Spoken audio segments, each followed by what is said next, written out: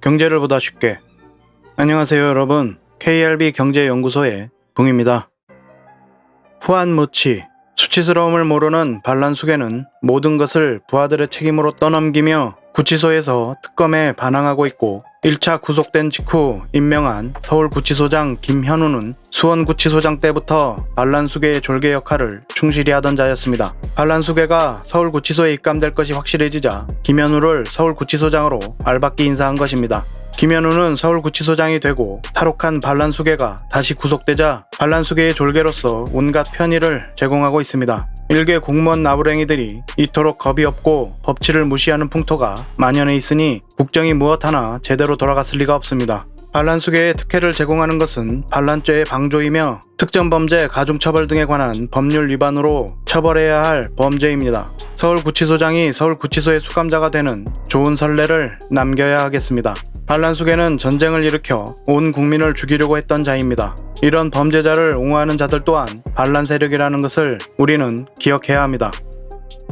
이번 영상에서는 지난 7월 10일 발간된 기획재정부 재정동향 7월호를 바탕으로 5월 말 누계 국가재정동향을 알아보도록 하겠습니다. 5월 말 누계 재정동향이 지난 반란수계 정권의 마지막 재정운용 실적입니다. 아무쪼록 시청하시는 여러분께 여러가지 도움이 되었으면 좋겠습니다.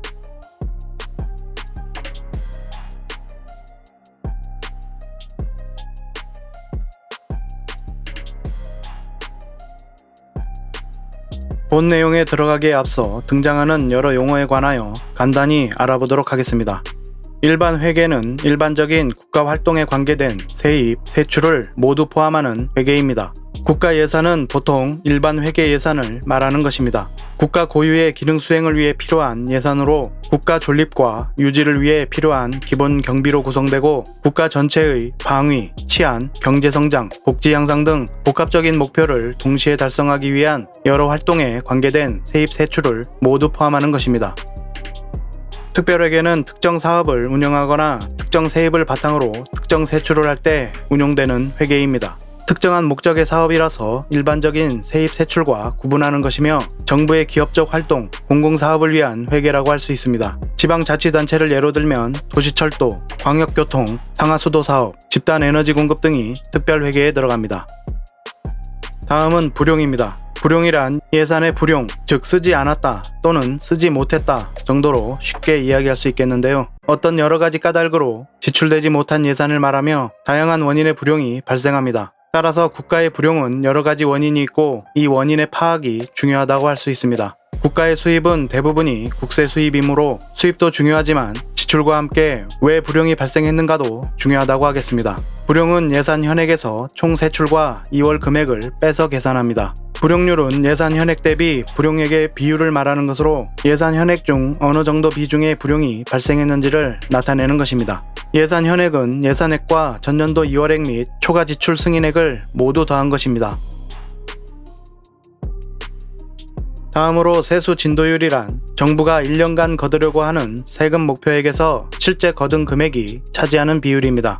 국세가 안정적으로 거치고 있는지 비교할 수 있는 것입니다. 지금의 세수 진도율이 지난해 세수 진도율보다 낮다면 그만큼 실제 걷는 금액이 적다는 뜻이고, 여러가지 원인으로 세수 결손이 발생할 수 있다는 뜻이기도 합니다. 다음으로 재정이란 세입, 세출과 관련된 정부의 모든 활동을 말하는 것입니다. 한 나라의 통화정책과 재정정책은 모두 경기 침체와 불황에 대비하기 위한 것입니다. 경기 불황이 닥쳤을 때 통화정책은 실물 경제에 통화를 공급하거나 금리에 영향을 주면서 인위적으로 경기 부양을 유도하는 것인데, 양극화를 일으키는 등 경제적 불평등을 일으키는 결정적인 한계가 있습니다. 경기 불황이 닥쳤을 때 재정정책은 세금을 면제해주거나 각종 보조금, 재난지원금과 같은 직접적인 지원을 하는 것입니다. 재정정책은 많은 돈이 필요한데 그 돈을 마련하는 방법은 세금을 증세하거나 국채를 발행하는 것입니다. 이러한 정책은 금리를 상승시킬 수 있는 부작용이 있습니다. 적재적소에 맞는 통화정책과 재정정책이 필요하다고 하겠습니다. 다음은 통합재정수지입니다. 통합재정수지는 당해 연도의 일반회계, 특별회계, 기금을 모두 포괄한 수지로 순수한 재정 수입에서 순수한 재정 지출을 차감한 것입니다. 정부의 수입이 지출보다 많으면 재정 수지는 흑자가 되고 반대의 경우 적자가 되며 적자가 누적되면 국가 채무가 늘어납니다. 통합 재정 수지는 경상 수입과 자본 수입을 더한 것에서 세출 및 순융자를 빼서 계산합니다. 다음은 관리 재정 수지입니다. 한국에서 고안하여 한국 내에서만 사용되는 지표로 재정 건전성 여부를 명확하게 판단하기 위해 통합재정수지에서 사회보장성 기금 수지를 제외한 것입니다. 사회보장성 기금은 국민연금, 사학연금, 고용보험, 산재보험 등을 말하는 것입니다. 관리재정수지는 통합재정수지에서 사회보장성 기금 수지를 빼서 계산합니다. 다음은 이해를 돕기 위해 현행 국세 체계를 표로 만든 것을 보시겠습니다. 국세는 총 4가지로 나눌 수 있는데 내국세, 보유세, 목적세, 관세가 그것입니다. 내국세는 다시 직접세와 간접세로 나눌 수 있고 직접세는 소득세, 법인세, 상속세, 증여세가 있습니다. 간접세는 일반 소비세와 개별 소비세, 유통세로 나눌 수 있고 일반 소비세는 가장 잘 알고 계시는 부가가치세이고 개별 소비세는 주로 사치품이나 유흥행위 등에 과세하는 것이고 주세는 말 그대로 술에 부과하는 세금이죠. 그 다음 유통세는 인지세와 증권거래세로 나눌 수 있습니다. 보유세는 종합부동산세이고 목적세는 교통, 에너지, 환경세 및 교육세, 농촌특별세로 나눌 수 있고 관세는 수입되거나 세관을 통과하는 화물에 부과되는 세금입니다. 여기까지 이해를 돕기 위한 내용이었습니다.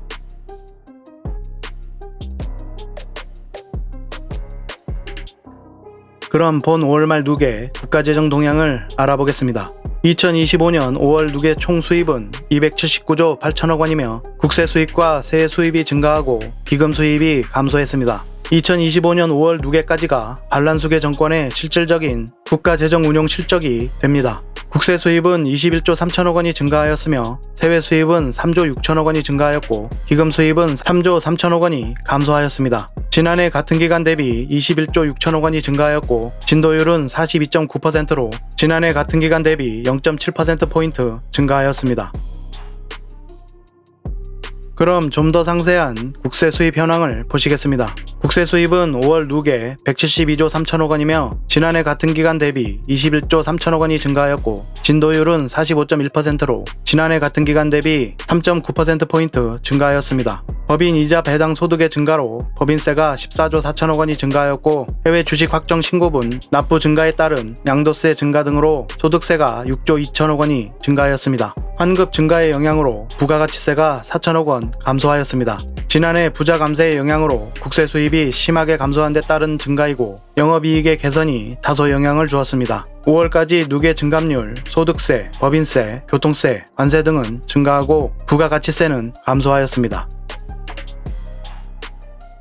다음은 세외 수입입니다. 세외 수입은 5월 누계 17조 4천억 원이고 지난해 같은 기간 대비 3조 6천억 원이 증가하였습니다. 진도율은 46.3%이고 지난해 같은 기간 대비 3.6%포인트 상승하였습니다. 일반에게 재산 수입이 증가하였고 경상 이전 수입은 감소하였으며 특별에게 기업 특별회계 영업 수입이 증가하였고 재산 수입, 경상 이전 수입 등은 감소하였습니다.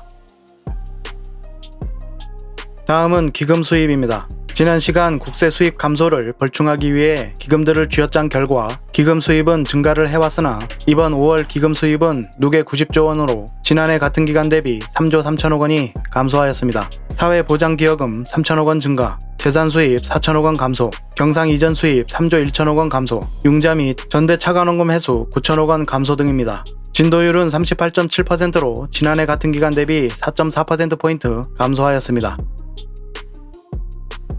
다음은 총 지출입니다. 총 지출은 지출 증가로 315조 3천억 원이고 진도율은 45.9%입니다. 예산 225조 6천억 원 중 일반회계 4조 9천억 원 증가, 특별회계 1조 7천억 원 증가, 기금은 1조 6천억 원이 감소하였습니다. 국가 예산이 적재적소에 잘 쓰여야만 시민 삶의 질이 높아집니다. 국가의 지출이 낭비되는 것은 당연히 안 될 일이나 꼭 필요한 것에 쓰이는 것까지 기르기들의 가스라이팅에 속아 반대하는 잘못을 범해서는 안 되겠습니다. 관변단체 등에 지원하는 돈은 아까워하지 않으면서 복지에 쓰이는 돈은 아까워하는 잘못된 의식 수준부터 고쳐야 하겠습니다. 다음은 총 수입에서 총 지출을 뺀 통합재정수지와 관리재정수지 등을 살펴보겠습니다. 총 수입은 279조 8천억 원이며 총 지출은 315조 3천억 원입니다. 통합재정수지는 35조 5천억 원이 적자입니다. 지난해 같은 기간 대비 16조 7천억 원이 감소한 것입니다. 사회보장성 기금 수지 18조 7천억 원을 제외한 관리재정수지는 54조 2천억 원이 적자입니다. 이는 지난해 같은 기간 대비 20조 2천억 원이 감소한 것입니다. 반란수계 정권에서 아무런 대외적 문제가 없었음에도 역대 최고의 적자 기록을 세웠었기에 조금만 정상적으로 운용해도 개선되는 흐름을 보이는 것은 당연하다 할 것입니다. 다음은 5월까지 국가채무 상황입니다. 25년 5월 말 중앙정부 채무는 1217조 8천억 원이며 지난달 대비 19조 9천억 원이 증가하였고 지난해 말 대비 76조 6천억 원이 순증하였습니다. 국고채는 100조 7천억 원을 발행하고 28조 7천억 원을 상환하여 72조 원이 증가하였으며 외평채 잔액 5조 7천억 원 증가, 주택채 잔액은 1조 1천억 원이 감소하여 중앙정부 채무는 지난해 말 대비 76조 6천억 원이 순증한 것입니다. 국가의 채무는 일반 가정의 채무와는 그 성격이 다르다는 것을 아셔야 합니다. 나라 살림의 운영은 이익을 내야 하는 기업의 운영이 아닙니다. 이를 동일시하며 착각하는 사람들이 많습니다. IMF를 겪은 우리 시민들은 빚은 무조건 나쁜 것이라 인식하지만 국가가 빚을 내서 쓰는 돈은 결국 가정과 기업들에 돌아가는 것입니다. 국가의 처지에서는 채무이지만 가정과 기업들에는 수입이 되는 것입니다. 기레기들의 가스라이팅에 속아 법인세와 부자 감세에는 침묵하거나 동조하면서 지원금은 반대하는 어처구니 없는 상황을 봅니다. 그토록 국가 부채를 걱정하며 재정 건전성을 외치는 사람들이 법인세와 부자 감세에는 아무런 말도 하지 않습니다. 법인세와 부자 감세가 재정 건전성에 얼마나 악영향을 끼치는지 재정 건전성을 부르짖는 자들이 더 잘 압니다. 여러분들을 속이고 뒤에서 멍청하다며 비웃고 있는 자들이 주입하는 생각을 여러분의 생각이라고 착각하지 말아야 할 것입니다.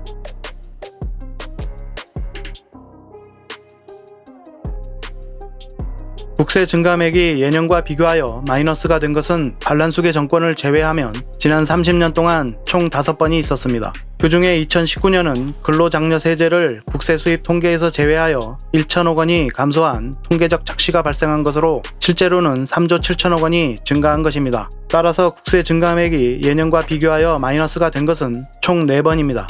1998년에는 IMF 외환 위기가 있었고 2009년에는 서브프라임 모기지, 리먼 브라더스 사태 등 글로벌 금융위기가 있었으며 2013년에는 유럽발 재정위기가 있었고 2020년에는 코로나 팬데믹이 전 세계를 휩쓸었습니다.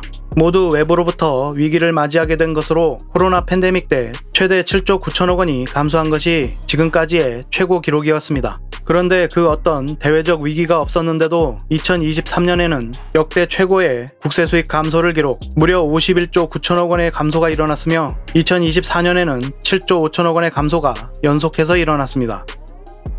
세수결손이란 예산 대비 부족한 금액을 말하는 것입니다. 2023년에 세수결손은 56조 4천억 원, 2024년에는 30조 8천억 원의 세수결손이 발생하였고 2년 합계 87조 2천억 원의 세수결손입니다. 그러나 세수결손보다 세수 감소의 규모가 더 중요한 것입니다. 2023년의 세수 감소는 51조 9천억 원, 마이너스 13.1%의 감소이고 2024년의 세수 감소는 7조 5천억 원, 마이너스 2.3%의 감소로 역사상 유례없는 최악의 세수 감소가 발생하였습니다. 이는 1998년 IMF 때 마이너스 3%, 2009년 글로벌 금융위기 때 마이너스 1.7%와 비교해도 압도적인 수치입니다. 국세 수입은 당해 연도에 감소하게 되면 다음 해에는 기저효과로 인해 상승 압력이 커지게 마련입니다. 그런데도 2년 연속 국세 수입이 감소한 것은 매우 이례적인 일인 것입니다. 추경호와 최상목은 이런 일을 저지르고도 대국민 사과는커녕 반란에 동조하고 반란 수괴를 보좌하였습니다. 이자들을 잊지 말고 기억하고 처벌해야 합니다. 이렇게 경제를 망치고도 부족하여 국가 반란 사태, 전쟁을 일으켜 온 국민을 죽이려고 했던 정권입니다. 한 국가를 뿌리부터 썩게 만든 죄는 반드시 합당한 처벌을 하여 선례를 남겨야만 합니다. 반란수계 정권이 집권한 3년 동안 발생한 재정적자는 총 325조 1천억 원입니다. 화면의 표는 2013년 결산부터 2025년 5월까지의 통합재정수지와 관리재정수지 추이를 기록한 것입니다. 통합재정수지가 마이너스가 된 것은 2019년부터입니다. 코로나 팬데믹 시기 재정 정책이 시행되어 관리 재정 수지가 적자가 된 것인데 그 이후에는 시민을 위한 그 어떤 재정 정책도 시행되지 않았으나 큰 폭의 적자를 기록하고 있습니다. 325조 1천억 원의 재정 적자는 연평균 108조 3,600억 원의 적자입니다. 반란수계 정권의 기재부가 400조 가짜뉴스를 직접 퍼뜨리며 그렇게 탓하던 지난 정권의 재정 적자는 연평균 63조 8천억 원입니다. 그나마도 코로나 팬데믹의 영향이었습니다. 무능한 자들이 이렇게 엉망으로 국정 운영을 해놓고도 상저하고를 이야기하며 시민을 우롱하는 동안에도 이런 자들을 옹호하며 스스로 노예가 되기를 자처하는 금치산자들이 많았습니다. 옳고 그름을 판단할 수 없다면 최소 기레기들에게 뇌를 의탁하는 잘못을 범하지는 말아야 할 것입니다. 채무와 부채는 둘 다 우리말로는 빚이지만 둘의 개념은 다르다고 할 수 있습니다. 예를 들어 누군가에게 평상시에 음식 대접을 자주 받았거나 선물을 자주 받았다거나 하면 사람인 이상 나도 밥을 사거나 술을 사거나 혹은 선물을 해야겠다는 마음이 들게 됩니다. 그런데 은혜를 갚고 싶은 마음은 있지만 경제적 상황이 어려워 보답을 하지 못한다고 해서 현실적으로 법적 문제가 생기는 것은 아닙니다. 이러한 마음을 어려운 말로 부채의식이라고 합니다. 사람이기 때문에 부채의식도 갖게 되는 것이고 은혜를 모르는 사람은 인간관계에 문제가 발생하게 될 것입니다. 어쨌든 이런 것이 부채입니다. 하지만 채무는 부채와 달리 반드시 갚아야 하는 의무를 집니다. 그래서 국가부채는 국가채무를 포함하고 반드시 갚지는 않아도 되는 공무원연금, 군인연금과 같은 비확정 국가부채까지 포함한 개념이고 국가채무는 반드시 상환해야 하는 확정 국가부채를 뜻하는 것입니다. 국가부채와 국가채무를 혼동해서는 안 됩니다. 국가채무는 정부가 직접적인 상환 의무를 부담하는 확정 채무로 두 가지로 나눌 수 있습니다. 하나는 적자성 채무이고 또 하나는 금융성 채무입니다. 적자성 채무는 조세 등 시민이 부담하여 상환해야 하는 채무이고 이것이 실질적으로 시민에게 직접적인 부담이 되는 채무입니다. 금융성 채무는 자산 매각, 융자금 회수 등으로 자체 상환이 가능한 채무로 실질적으로 금융성 채무는 갚아야 할 돈을 보유하고 있는 것이기 때문에 시민에게 직접적인 부담이 되지 않는 채무입니다. 간단하게 말해서 국가 채무 중 적자성 채무가 진정으로 갚아야 할 시민의 부담이라는 뜻입니다. 반란수계 정권이 시작되었을 때 국가 채무는 1,001조 원이었습니다. 반란수계가 탄핵당하고 새 정부가 국정을 운영하기 전인 5월까지 국가 채무는 1,217조 8천억 원이 되었습니다. 3년 동안 총 216조 8천억 원의 국가 채무가 증가한 것입니다. 연평균 국가 채무 증가액이 72조 2,666억 원입니다.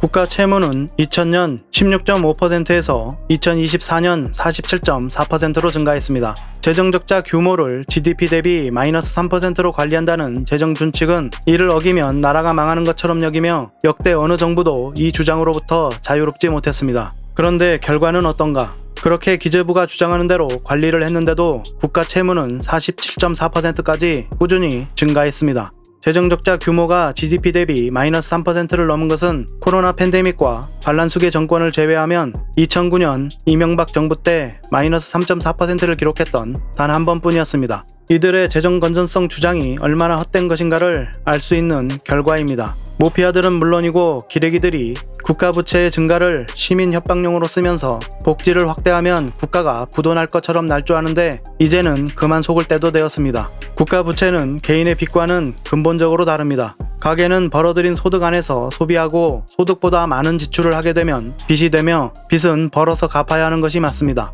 그러나 국가부채는 국가가 써야 할 돈을 조달하는 하나의 방식일 뿐입니다.